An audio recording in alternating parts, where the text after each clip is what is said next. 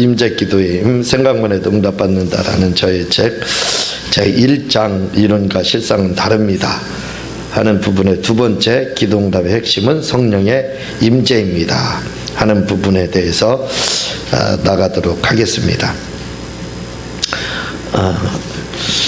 먼저 시간에 이론과 실상에 대해서 이렇게 말씀을 드렸는데 오늘도 그 부분에 해당하는 부분을 이렇게 아마 마지막 시간이 되지 않을까, 다음 시간에는 이제 2장을 나가지 않을까 이렇게 생각을 합니다. 읽으면서 제가 말씀을 드릴게요. 12페이지입니다. 기도응답에 있어 가장 중요한 것은 성령의 임재입니다. 이제 임재에 대해서 들어가게 되는데, 이제 임재에 대해서 들어가기 전에 성령님에 대해서 서론적으로 이렇게 여러 부분에 대해서 말씀을 드리고 임재에 대해서 이렇게 들어가게 됩니다. 우리가 얼마나 성령의 임재 가운데 오래 있느냐에 따라 응답이 달라집니다. 근데 그 성경에서, 구약과 신약 성경에서 임재라는 말은 단 한 번도 안 나옵니다. 제가 그 프로그램을, 성경 프로그램을 가지고 있는데 한번 임재라는 걸 찾아봤는데 한 번도 안 나와요. 임재라는 말이. 기름 부음이라는 말은 신약에 몇 번 나오고 구약에 많이 나오고 이렇게 하는데, 근데 요즘은 성령 충만 말씀을 드렸듯이 그런 걸 다 임재나 기름 부음으로 이렇게 이야기하기 때문에 이 시대의 변천입니다. 그냥 그 대세 큰 물결이라 이렇게 보고 그냥 임재하면 성령과 성령님에 대해서, 충만함에 대해서 뭐 여러 가지 이야기가 있겠구나, 그렇게 감을 잡으시면 돼요. 기도에 있어서 임재 가운데 이런 것이 굉장히 중요합니다.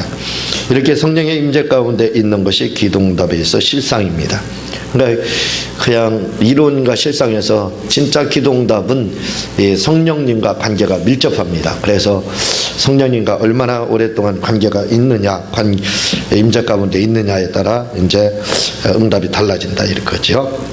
그런데 이렇게 성령의 임재가 중요해 성도들에게 성령의 임재 가운데 있으라 하면 성도들은 마치 무엇인가 흘려다니는 것이 성령의 임재 가운데 있는 것으로 생각하는데, 은사를 받으려고 여기저기 흘려다닙니다.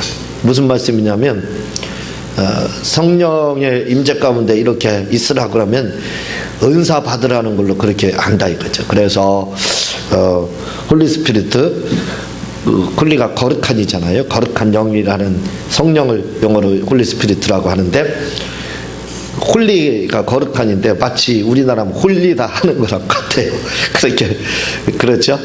그래서 그런지 몰라도 성령 충만함 받고 기름 부음 받고 임재 가운데 있으라 그러면 많은 분들은 오해를 합니다. 우리 성도들이야, 우리 행복한 게 성도들은 오해하지 않지만, 다른 분들은 성령의 임재 가운데 있고 기름 부음을 받아야 된다 그러면 여기저기 쫓아다니고 정신이 없습니다.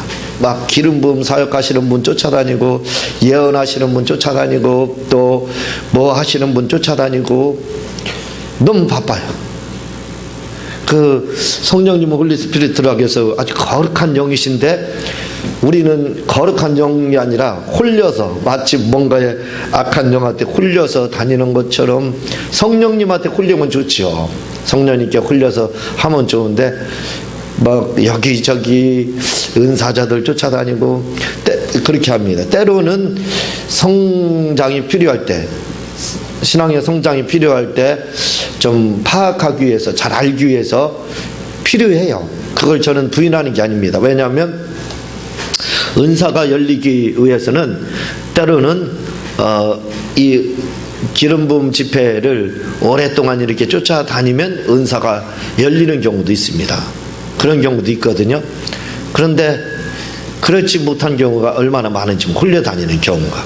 제가 이렇게 아는 분들 중에서도 보면 막 성령의 불 그러면 불소리만 어디 지나가다가 어떤 사람이 불 한마디만 하면 그게 성령의 불을 말하든 나이타 불을 말하든 불자동차를 말하든 소방수 그 119요 불 주신 그걸 말하든 관계없이 뜨겁다고 막 뒹굴어 다닙니다. 얼마나 막 성령 충만하고 그러는지 몰라요. 그런데 참 힘듭니다.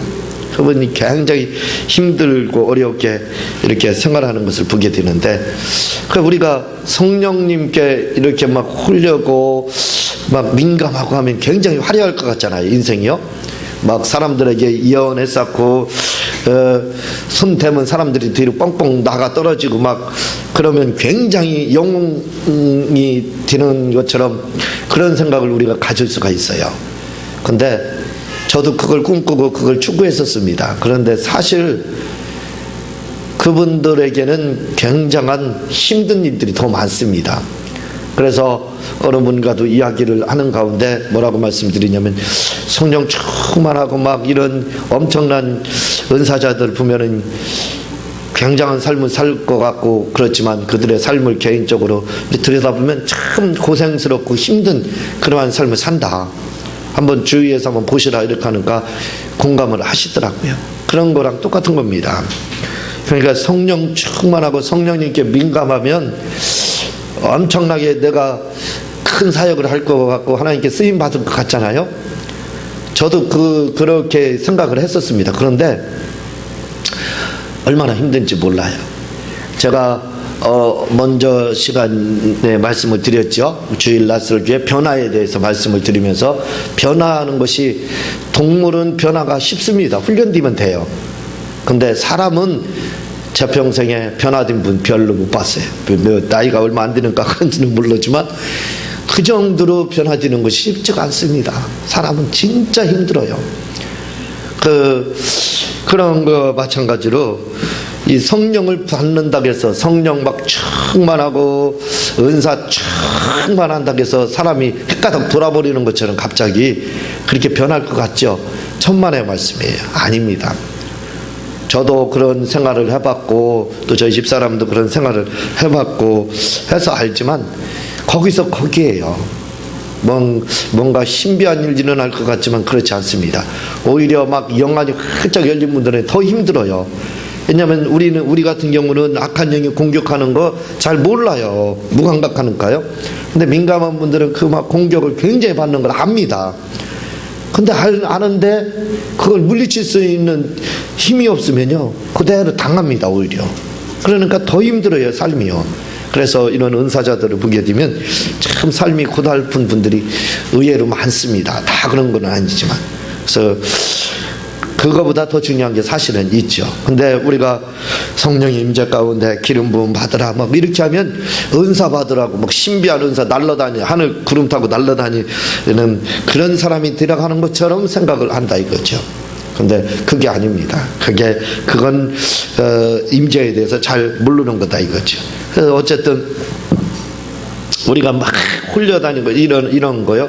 그 왜 그러냐면 그런 것들이 감동대로 살기 때문에 그렇다 이거죠. 먼저 우리가 감동대로 앞에서 첫째 시간에 말씀을 드렸죠. 이 삶이 참 힘든 삶이에요. 그래서 우리가 감동대로 산다는 것은 잘못하면 성령을 추구하고 막 하는 것보다도 임재 가운데 있는 것보다도 잘못하면 막 여기저기 헤매서 인생을 낭비할 수가 있어요. 저는 그런 생활을 하면서 그걸 다 꼼꼼하게 체크하고 정립을 하고 정리를 했잖아요. 책과 성경을 통해서 막 이렇게 정립을 했으니까 이런 책을 쓸 수가 있었는데, 대부분 많은 분들은 거기에 그냥 쫓아만 다니는 거예요. 쫓아만 다니지 정립한다든가 정리한다든가 이런 걸 못합니다. 그래서 결국은 뭐냐면 남만 스타 만들어주는 거예요. 다른 사람 막 스타 만들어주는 겁니다. 그렇게 하는 것이. 그래서 사실은 바람직하지 않다 이거죠. 가장 바람직한 신앙생활은 교회에서 담임 목사님 말씀 잘 듣는 게 진짜 바람직한 신앙생활이죠. 또 이제 담임 목사님들 중에 은사가 있고 은사에 대해서 이해하면 참 좋은데, 또 한국 교회의 형편이 또 그러지 못한 경우가 많아요. 목사님들은 또 성도들이 잘못 들을까 봐 걱정돼서 그런 것도 있지만, 은사에 대해서 잘 이해를 못해가지고 방언을 하도 이단이라고 할 수도 있고 잘못됐다고 할 수도 있고 또 그런 분들이 또 있으니까 이걸 어디다 초점을 맞춰야 될지 참 애매한 것도 사실은 있습니다. 그러나 분명한 것은 담임 목사님의 말씀을 잘 듣는 게 가장 좋다 이렇게 보는 것이 가장 정답입니다. 그러니까 성령의 임재 가운데 있으라는 것은 성령님께 마치 성령님께 홀리면 좋죠. 바람직하게 하나님께 이렇게 되지만 잘못해서 진짜 홀려 다닐 수 있게 된다 하는 걸 먼저 염두에 줄 필요가 우리에게 있다 이거죠. 그런데 이렇게 은사를 받으려고 여기저기 홀려 다니는 것을 가리켜 이론적인 신앙생활이라 하는 겁니다. 바로 이론적인 거다 이거죠. 기도응답에서 성령의 임재 가운데 있다는 것 말씀은 성령 안에 있다는 말씀입니다. 임재 안에 있다는 것은 성령 안에. 후에 이제 이런 부분들이 잘 설명이 됩니다. 이렇게 은사가 있든 없든 그저 성령 안에 있는 것이 기도응답에서 가장 중요한 실상입니다. 우리가 경험을 하잖아요. 성령에 밀접하고 민감하고 성령님과 친밀하면 은사가 없어도 그냥 생각하면 다 막 응답이 오잖아요. 그런 걸 여러분들 많이 체험을 하지 않습니까? 그래서 저한테 가끔 말씀도 하시는 분들도 있잖아요. 그게 진짜 성령 가운데 있는 겁니다. 막 은사에 막 흘려다니는 그게 아니라 그런 게 바로 임재 가운데 있기 때문에 그런 거예요. 성령 안에 있기 때문에 그렇게 막 생각만 해도 이 제목이 그렇잖아요. 막 응답이 오잖아요. 그게 왜 그러냐면 임재 가운데 정상이다 이거죠. 그런 게 그게 바로 실상이다 이거죠. 그런 가운데 있을 때 그런 일들이 일어나는 겁니다. 이렇게 은사가 있든 없든 그러나 이 임재 가운데 있으라는 말을 은사 받으라는 말로 받아들여 은사만 쫓아다닌다면 이는 이론적인 생활만 하는 것이 되는 것입니다. 제가 알고 지내는 은사자들은 대부분 은사 받으려 쫓아다니다 은사 받은 것이 아니라 열심히 말씀을 행하고 교회에서 봉사하고 성령의 임재 가운데 있다 보니 은사를 받았다. 우리가 8년 동안 국민일보에 나오는 훌륭하신 그러한 은사자들 목사님들 모시고 2달에 한 번 집회를 했다고 그랬잖아요. 이분들 모시고 집회를 하면서 제가 끊임없이 질문을 했습니다. 할 때마다 어떻게 은사 받았습니까? 이런 질문, 은사 받으면 어떻게, 다 질문을 했기 때문에, 알기 때문에 이렇게 이제 이런 책을 쓰게 된 거죠. 성경도 보고 책도 보고 했지만 또 실상적으로 그분들의 그 체험담을 들으면서 내린 공통점입니다. 그래서 이제 이런 책을 쓰게 됐는데 그분들 이야기를 들어보면요, 어떻게 은사를 그렇게 막 깊이 받고 영안이 열렸습니까? 그러면요, 저는 막 기름 부음 집회 다니고 성령 충만하게 해서 기도원에서 살고 그런 분 한 번도 못 봤어요. 참 신기합니다. 막 기도원에서 살았고 은사자들 쫓아다니고 막 기름 부음 집회 쫓아다녔더니 은사 받았더라, 영안이 열렸습니다. 그런 분 없습니다. 참 신기해요. 우리는 그렇게 해야 성령에 막 은사 받고 뭐 불 받고 또 이런 그 은사자로 다 쓰임 받는 줄 알잖아요. 근데 그분들 이야기 들어보니까 그렇지 않았습니다. 한결같지요. 나는 기도원 쫓아다니고 막 이렇게 해서 불 받아서 지금 영안이 열려서 이렇게 쓰임 받습니다. 못 만났습니다. 진짜 8년 동안 2달에 한 번씩 국민일보에 나오는 내노라 하시는 그런 은사자들을 불러서 모셔서 이렇게 집회를 했지만 그런 분들 못 만났습니다. 그런 분들의 공통적인 특징은 뭐냐면 자기 교회에서 몇 년 동안 교회에서 나가지도 않고 그냥 교회에서 봉사하고 목사님이 시키면 죽는 신용까지 했다는 거예요. 목사님이 교회에서 시키면 죽는 신용하고 봉사하고 헌신하고 또요 물질이 있으면 거의 다 드리고 이런 막 그런 생활을 거의 다 했더라고요. 참 신기합니다. 똑같아요. 공통점이에요. 이게요. 제가 8년 동안 모시면서 조사해본 공통점이 그거예요. 그런 분들 그렇게 막 교회에서 살다시피, 그러니까 어떤 경우에는요 마치 목사님의 몸종처럼 그렇게 하신 분, 모세의 종 여호수아 이렇게 성경은 표현하잖아요. 그렇습니다. 그렇게 막 하신 분들이 그것도 몇 년이에요. 한 3년 4년 최하 이렇게 하신 분들이 후에 보면 그런 은사가 열렸다는 거예요. 그렇게 하다 보니까 기도해서 열린 분도 있지만 그렇게 하는 가운데 기도도 안 했는데 달라고도 안 했는데 은사가 열려서 이렇게 그냥 됐습니다. 이렇게 말씀을 다 하셔요. 제가 그 부분을 참 처음에는 이해를 못했어요. 아니 어떻게 그냥 그렇게 봉사하는 가운데 영안이 열리고 그렇게 영안이 열린 분들이 많아요. 참 신기합니다. 기도하는 가운데 영안이 열린 분들도 있지만 그리 많지가 않아요.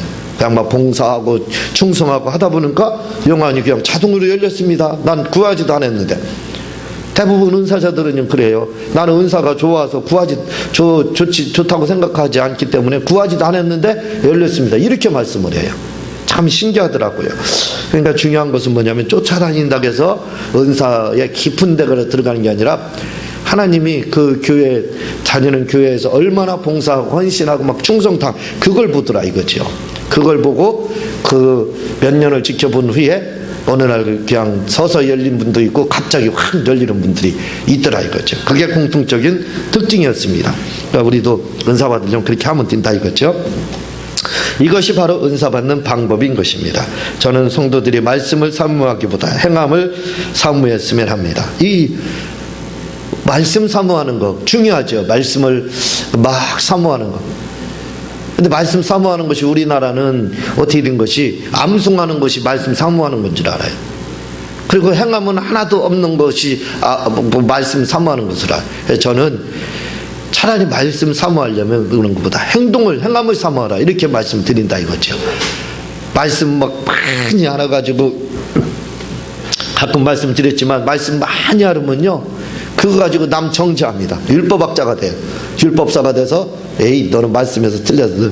너 죄인이다. 그게 이제 막 가서 목사님까지도 그렇게 막 되는 겁니다. 말씀을 많이 알면요 암송 많이 하고 많이 알면 좋을 것 같죠. 근데 그게 칼이 방향이 틀립니다. 칼을 뺐으면 적에게 칼 방향이 가야 되는데 그게 성도들한테 가요. 성도들한테 가고 목사님한테 막 그 칼 방향이 막 향합니다. 칼 방향이 잘못된 거지. 그래서 차라리 그럴 바에는 말씀 많이 모른다고 해도 한 50여 구절 암송하고 그리고 나머지는 그 말씀 50여 구절대로 그냥 평생을 사는 게 오히려 낫습니다. 행함으로. 그러면 하나님 나라에 가서 더 많은 복을 받아요. 그러나 말씀만 잔뜩 알아가지고 아무것도 행함이 없다면 그건 저주입니다. 사실 그거 가지고 막 남 정죄하고 남 마음 아프게 하고 하면은 모르는 편이 차라리 나아요.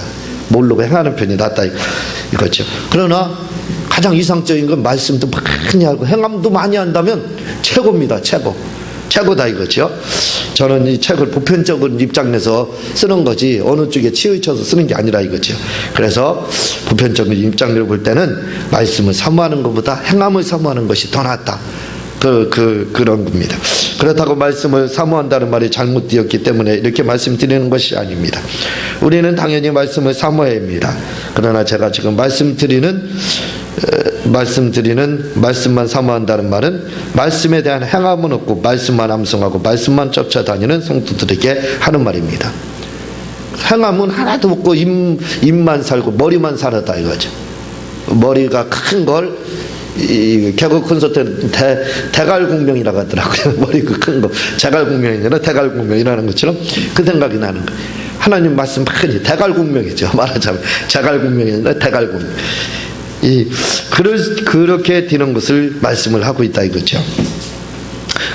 그보다는 말씀을 그냥 믿고 행하는 것이 중요하다 이거죠. 이렇게 행함이 없는 상태로 여기저기 말씀을 쫓아다니는 것과 암송하는 것이 바로 이론적인 신앙생활인 것입니다. 그런데 이렇게 하면 응답을 받지 못합니다. 응답을 받기 위해서는 행함을 사모해야 합니다. 행함을 사모하는 것. 그래서 제가 물질 놓고 어떻게 기도해야 돼요 하는 분들에게는 제가 꼭 말씀드립니다. 물질에 대한 기도는 방법이 없습니다. 두 가지입니다. 한 가지는 뭐냐면 물질을 심는 게 기도입니다. 이렇게 말씀드려요. 심는 것 중에서도 가장 하나님 기뻐하시는 건 번제문입니다. 이렇게 이제 이야기를 하고 그 다음에 행함, 뭔가 일을 해야 되지 않느냐, 사건을 만들어야 됩니다. 이렇게 말씀을 드려요. 그런데 사람들은 물질을 위해서 기도할 때 그냥 이웃만 돈 주세요, 돈 주세요. 하나도 심지 않습니다. 하나도 심지는 않겠죠. 어느 정성을 다해서 심지 않고 하나님 돈 주세요. 이러는 거 안 되더라. 그게 아니더라 이겁니다. 제가 경험을 해봐서 너무 잘 알아요. 제가 옛날에 그렇게 했었거든요. 그러나 지금은 이제 뭐든지 기도할 때 물질을 드리면서 기도를 항상 하거든요. 그러니까 응답을 많이 받게 되더라 이거죠.